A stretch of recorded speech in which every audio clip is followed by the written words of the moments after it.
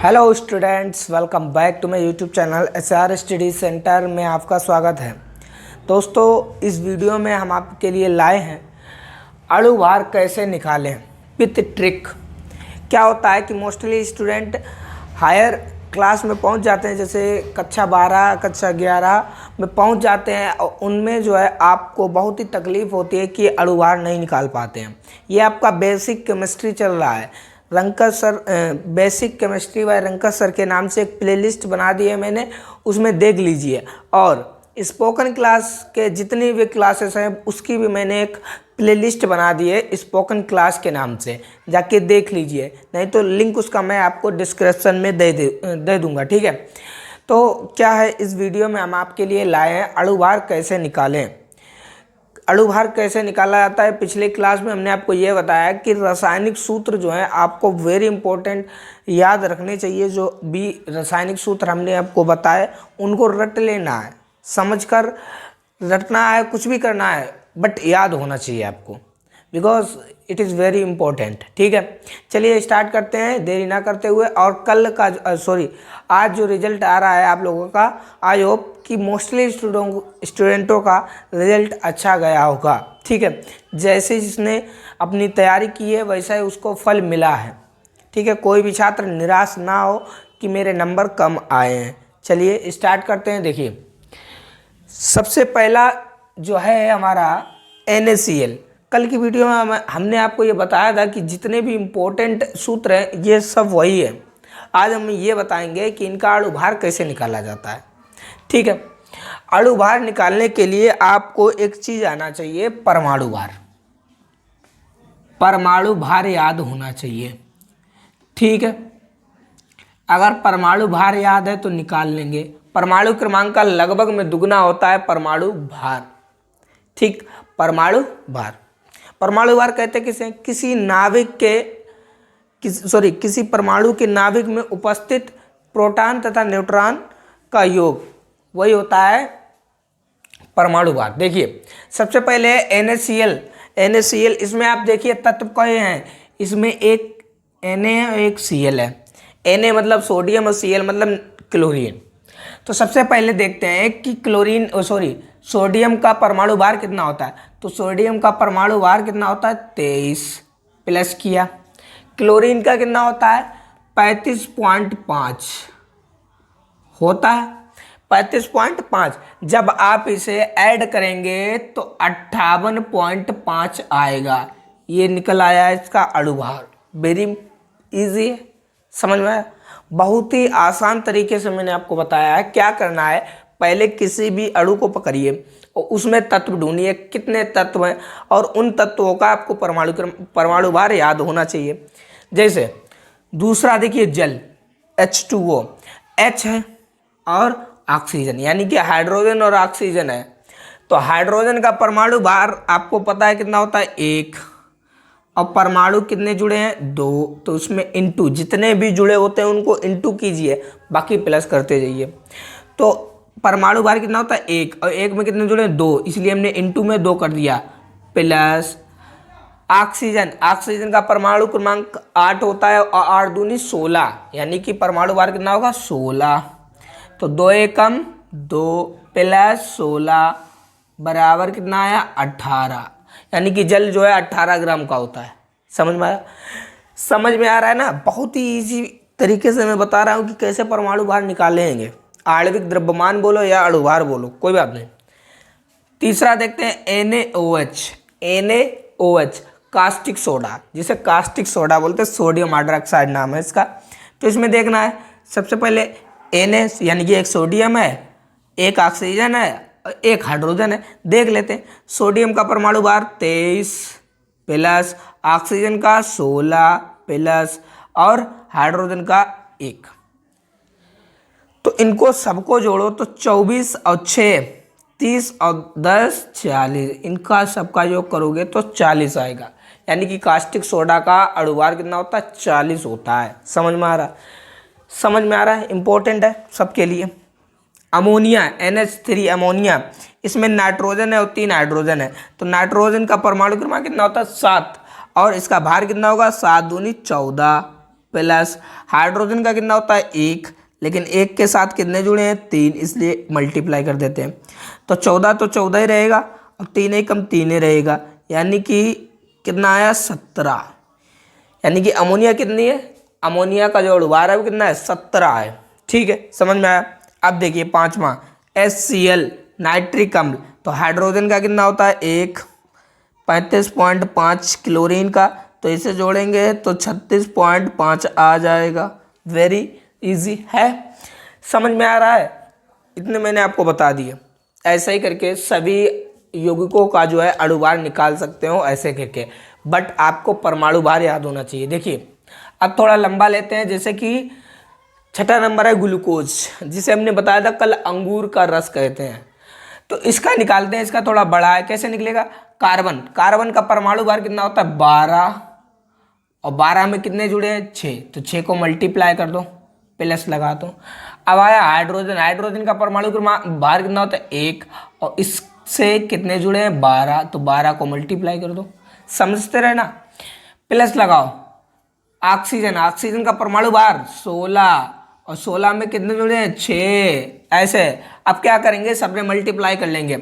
12 छंग कितने होते हैं 12 छंग, 12 कम 12 24 32 36 32 48 12 5 60, 12 छंग 72, ठीक है, प्लस और 12 एकम 12, 16 छंगा 96 हुए ना।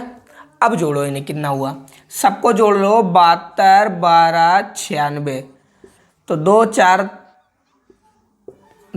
10, 2 4 6 10, 8 9 और 9 दूनी 18, यानी कि कितना आया 180। ग्लूकोज का अणुभार कितना होता है 180, ऐसा ही निकालना है सबका। अब देखिए आया है NH2CO NH2, urea NH2CO NH2 urea, ये बहुत इंपॉर्टेंट है। तो इसमें क्या है, नाइट्रोजन है, हाइड्रोजन, कार्बन, ऑक्सीजन है।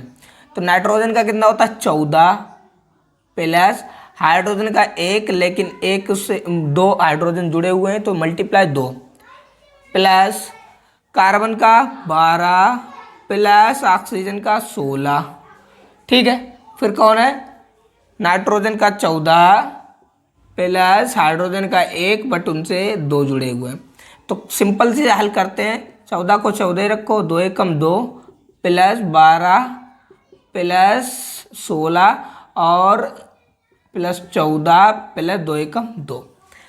अब इनको सबको जोड़ते हैं यहाँ पर अच्छे से, 14 और 14 और 2 और 12, 12 और 2 14, इसे भी कर लेते हैं 16 16, तो 6 दूनी 12, 12 और 4 12 और 4 16, 4 20, 2 3 4 5 6, कितना है 60,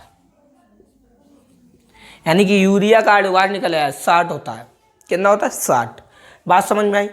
अब देखिए आठवां देखते हैं। आठवां है 612H22O11, यानी कि चीनी का फार्मूला है C12H22O11। इसे देखते हैं।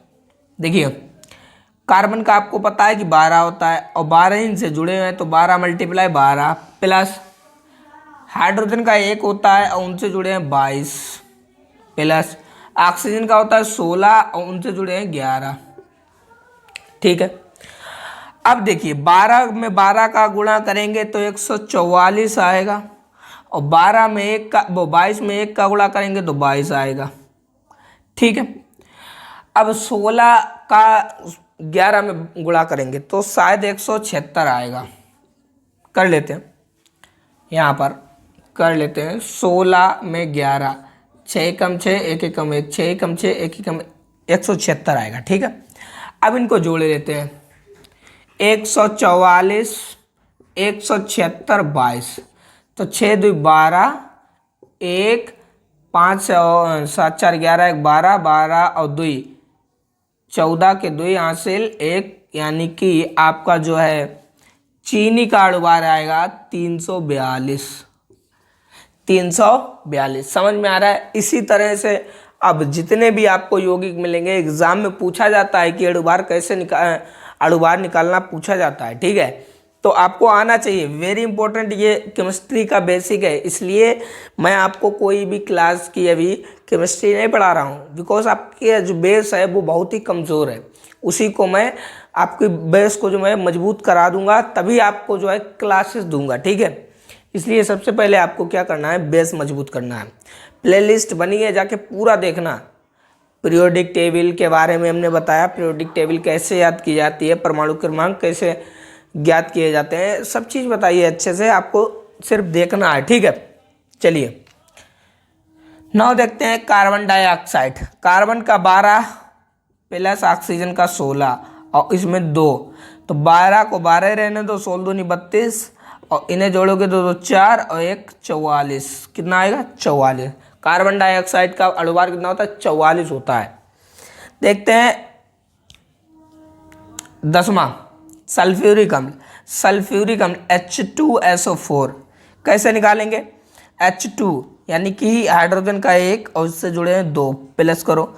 सल्फर का होता है 16 परमाणु क्रमांक होता है, यानी कि 16 दूनी 32 परमाणु भार हो गया इसका 32, ऑक्सीजन का 16 और 4 इंटू, ठीक।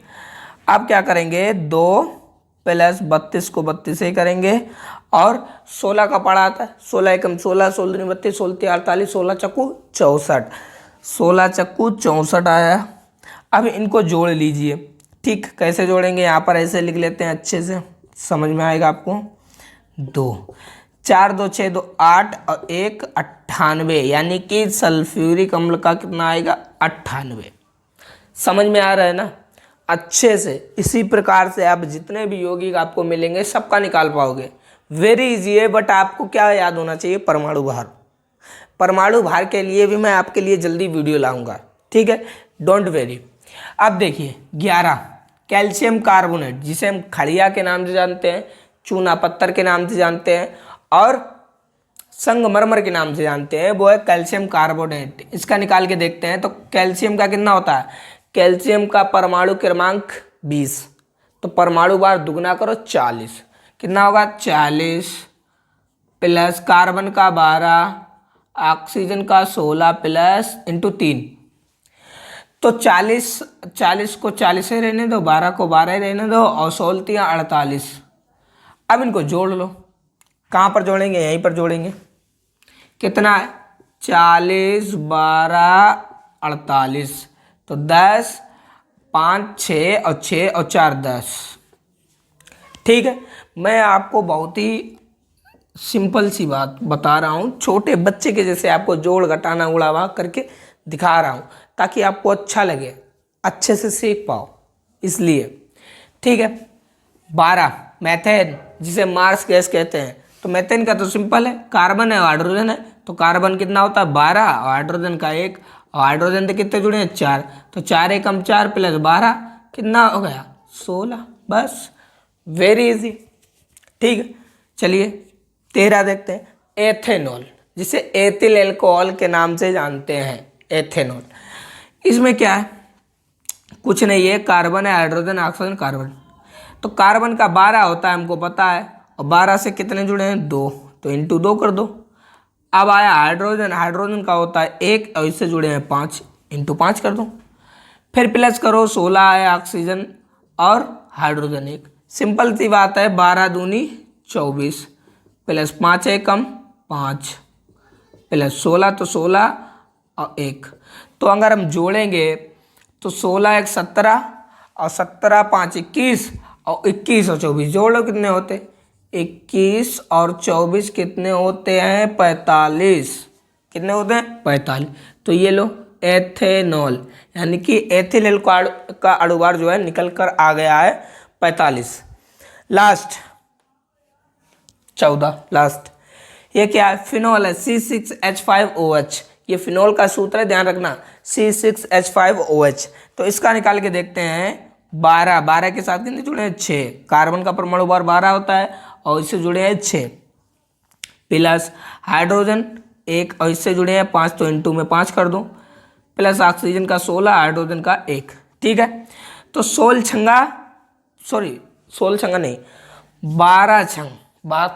12 छंग 72, प्लस 5 एकम 5 और 1 17, तो इसे जोड़ोगे तो 17 5 21 और 21 में जोड़ो 72, कितना होगा 3 और 7 3 वो 7 2 9 यानी कि 93।